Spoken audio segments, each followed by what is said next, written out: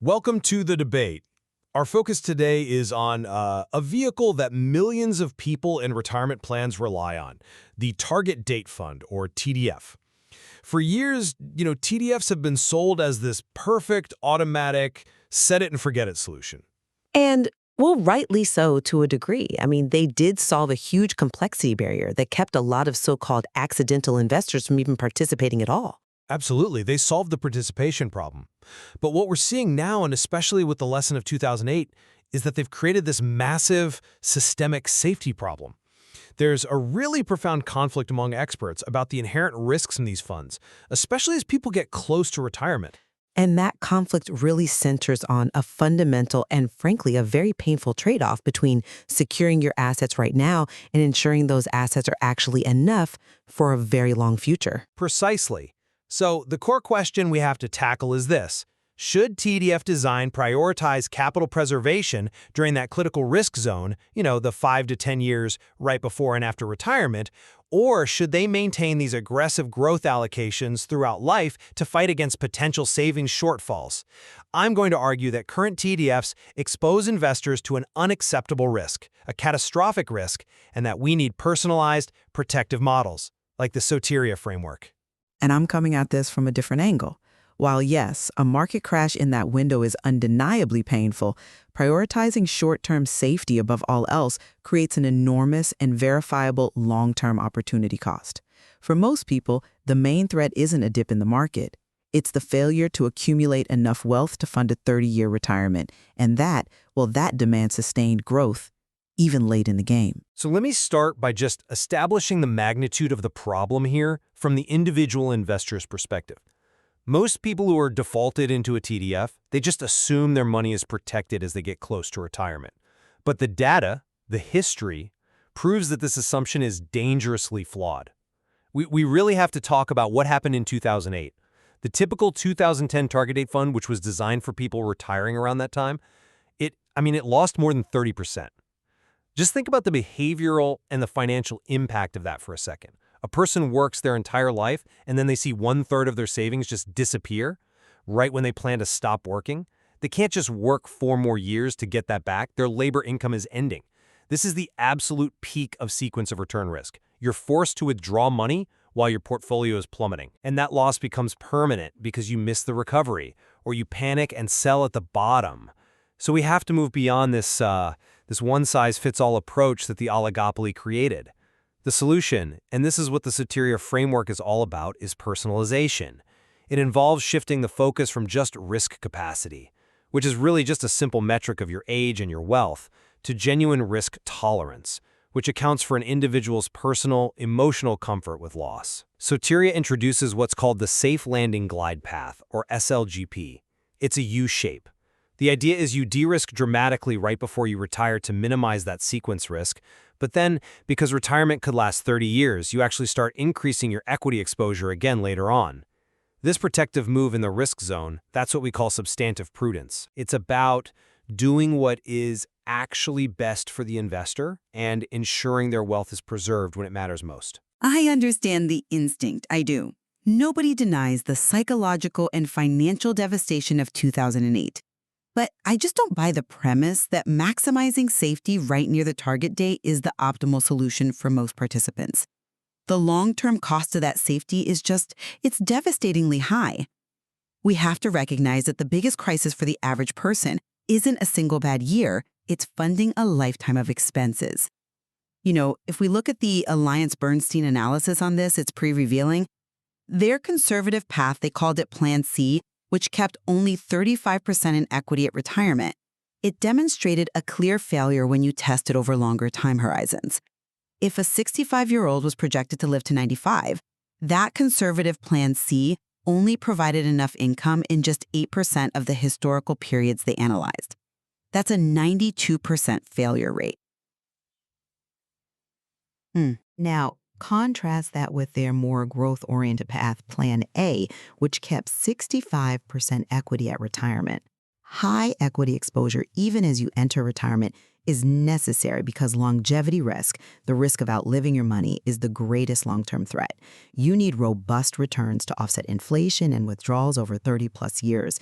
And when you get overly conservative, you incur an enormous opportunity cost.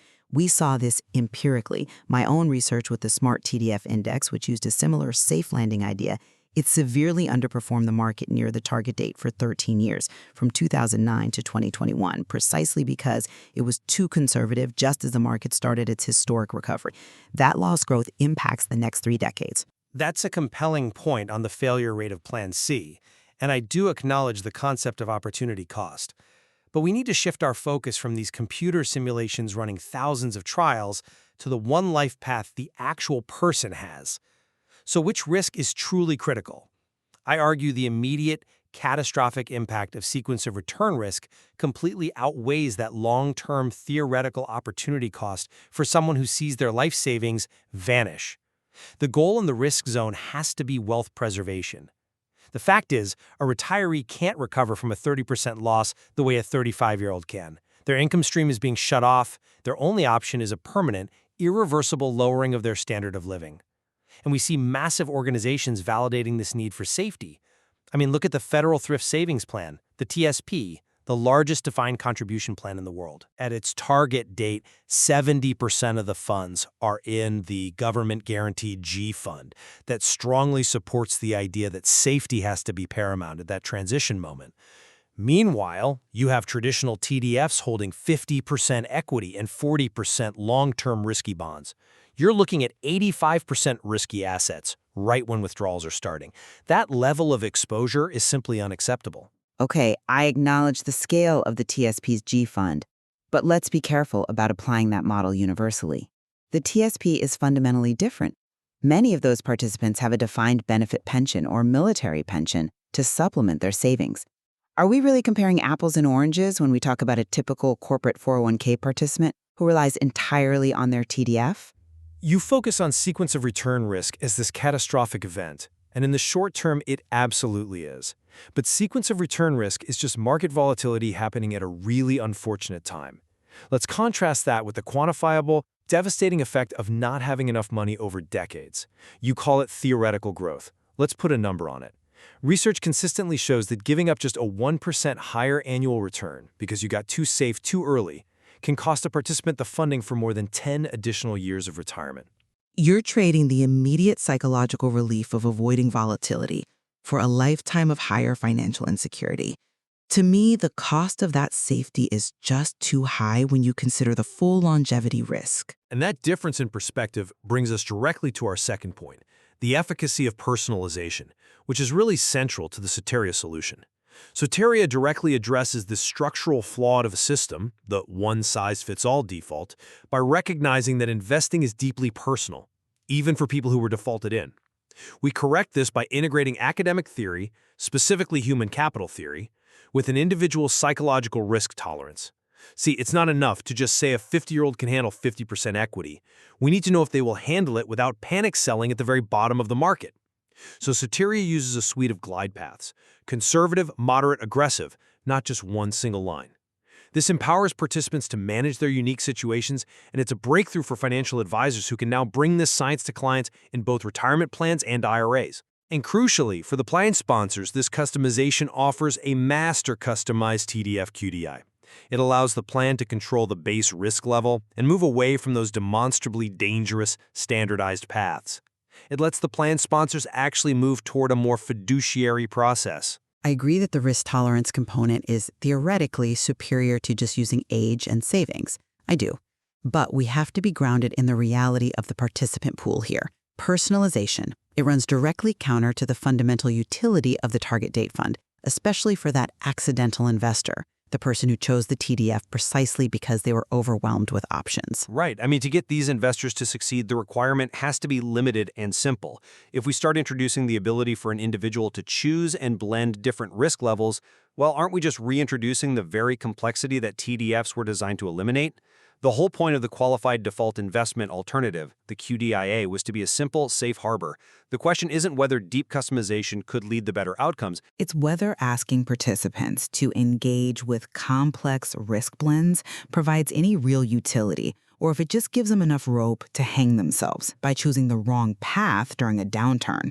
A simple, well-designed, high-growth default for the masses might still outperform a customized system that relies on the financial acumen of those least inclined to engage. That's a valid skepticism about engagement, but the premise that we must avoid complexity at the cost of safety is exactly what we're challenging.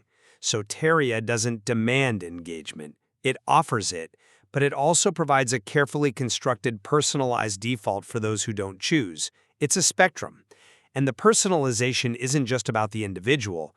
It's about giving the plan fiduciary the tools, the master TDF, to set a more appropriate risk profile based on their own employee demographics, which is already a huge step up from the generic paths.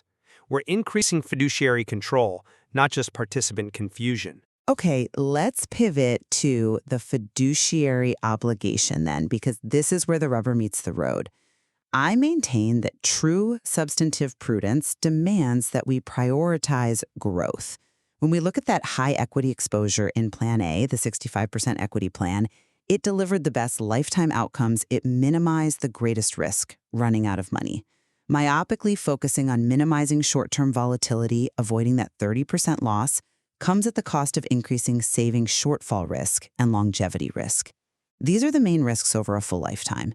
If a participant sacrifices years of crucial compounding by getting too conservative too early, they are exchanging the risk of a market correction for the risk of poverty in old age. I believe that Plan A, the highest equity path, was arguably the substantively prudent choice because it maximized long-term outcomes. Growth and prudence are not mutually exclusive. I have to disagree that simplicity justifies imprudence, or that maximizing a theoretical expected value trumps avoiding ruin. The core issue remains fiduciary duty, and whether fiduciaries are breaching their duty of care by choosing these high-risk defaults. When a TDF has 50% or more in stocks right at the target date, given what we know about sequence of return risk, I maintain that is structurally imprudent. It's dangerous. We have to distinguish between procedural prudence, which is just following the crowd, using a big brand name, and substantive prudence, which is doing what is actually right for the investor. The fact that congressional committees have launched inquiries into TDFs because they are concerned they're placing savers at risk, that underscores this fiduciary gap.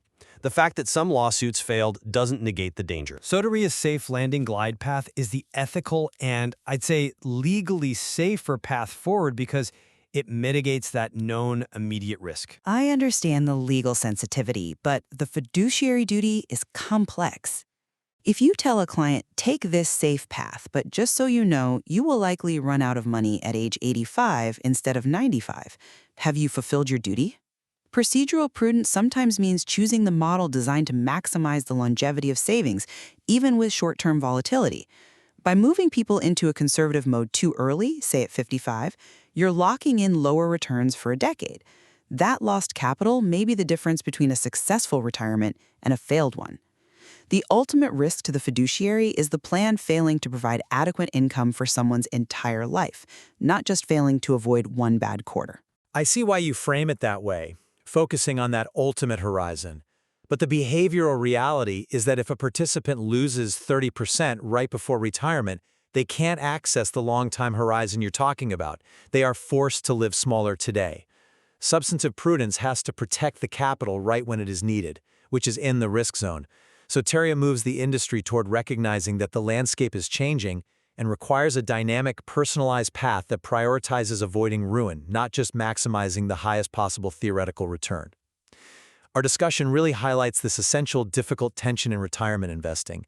I still maintain that the unique vulnerability of the risk zone, when sequence of return risk peaks, requires deliberate structural protection. Soteria delivers this necessary personalization and the safe landing glide path to ensure participants can avoid ruinous losses, and in doing so, it fulfills a higher substantive standard of fiduciary care.